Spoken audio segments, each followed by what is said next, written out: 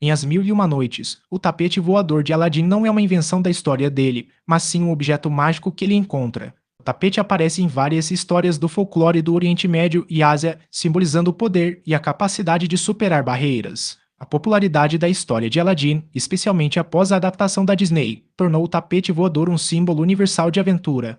Paralelismo histórico com o tapete voador de Aladdin. Apesar de ser uma invenção da literatura, o conceito do tapete voador tem paralelos com o desejo humano por mobilidade e controle sobre o espaço. O tapete voador é uma metáfora para a tecnologia que nos liberta das limitações geográficas. O tapete voador é um símbolo de poder e domínio. A pessoa que o controla pode ir a qualquer lugar, o que se assemelha à forma como a tecnologia moderna nos permite conectar-nos globalmente. A história de Aladdin e do tapete voador é um exemplo da tradição moral de contar histórias, onde os detalhes são transformados ao longo do tempo. O tapete pode ser visto como uma forma de os contadores de histórias expressarem aspirações e fantasias. O tapete voador de Aladdin não apenas representa a magia da história, mas também reflete o nosso próprio desejo de explorar e dominar o mundo. Ele é uma fusão de fantasia e realidade, com paralelos nos nossos esforços para alcançar o impossível. O texto é um marco histórico, mas sua história é mais complexa do que parece. Não se trata de um livro escrito por um único autor, mas sim de uma coleção de contos que foram reunidos e adaptados ao longo de séculos, com influências de diversas culturas e épocas. Os contos mais antigos têm raízes na Índia e na Pérsia, como se vê na estrutura de um conto dentro de outro. A história de Sherazade contada para o sultão.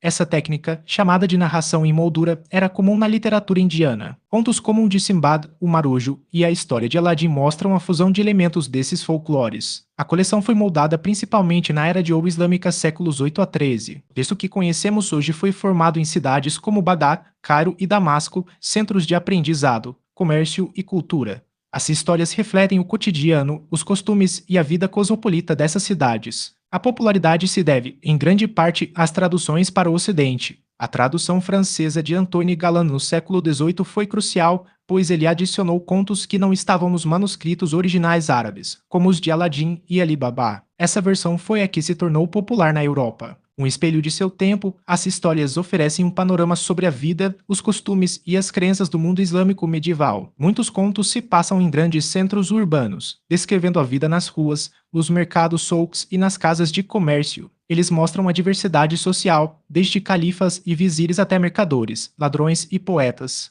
Papel da mulher. As mulheres em As Mil e Uma Noites têm papéis complexos. A própria Sherazade é a maior prova disso, uma mulher inteligente e estratégica que usa a narração de histórias para salvar sua vida e a de muitas outras. No entanto, a obra também reflete as normas sociais e as expectativas da época em relação às mulheres. Embora os contos sejam, em sua maioria, seculares e de entretenimento, eles abordam temas de moralidade, justiça e providência.